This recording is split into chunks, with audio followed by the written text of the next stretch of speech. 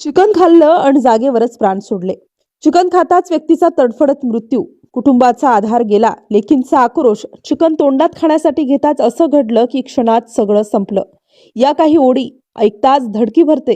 काय झालं असेल? एक घास आणि थेट मृत्यू. काय इतकं भयंकर घडलं असेल की घरातला सगळ्यात आनंदाचा रविवार एका क्षणात दुःखात बदलला? ही कथा आहे राजूची. वयाने 45 वर्ष, ऑटो चालवणारा, 2 मुलींचा बाप, कुटुंबाचा एकमेव आधार, घरातला हसतमुख माणूस. रविवार सुट्टीचा दिवस.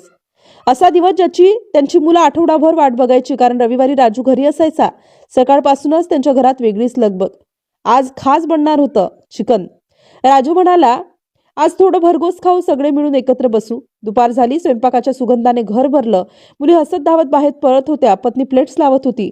राजू एका हाताने मुलींना चिडवत दुसऱ्या हातात चिकनची प्लेट घेऊन बसला. शांत साधी परफेक्ट रविवारची दुपार. खाणं सुरू झालं. घरात गप्पा, हशा, आनंद. आणि याच आनंदात एक घटना अशा पद्धतीने घडली की कोणालाच समजायला वेळ मिळाला नाही.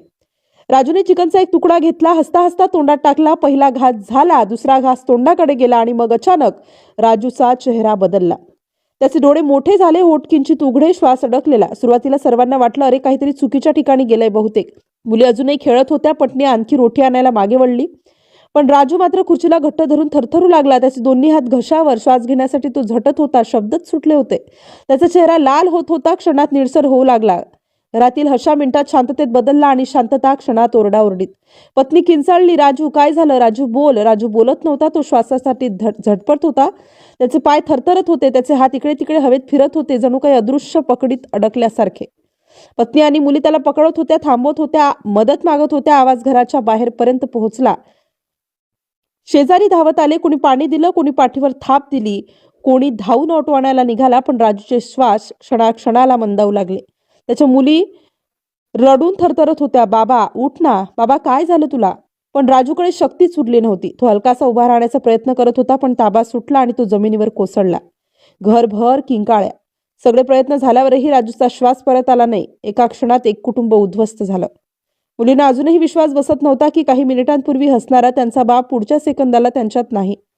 आता तुम्हाला एकच प्रश्न पडला असेल, पण नेमकं झालं तरी काय? चिकन खाल्ल्यावर एखादा असा कसा मरू शकतो? तर उत्तर तितकंच साधं, तितकंच धक्कादायक. राजूच्या घशात चिकनचं हाड अडलं होतं. हो, इतकंच. एक छोटंसं टोकदार हाड घशात अडकलं. श्वसननलिकेच्या मार्गात अडथळा निर्माण झाला. ऑक्सिजन खोळंबला आणि तो श्वास घेऊ शकला नाही.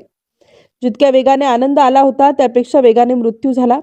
ही पूर्ण घटना तो जिवंत असतानाच सगळ्यांच्या डोळ्यासमोर घडली. कोणालाही समजायला वेळच मिळाला नाही. हेच ते सत्य, हेच ते कारण.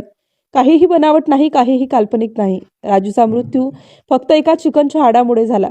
त्याची पत्नी आजही रडते.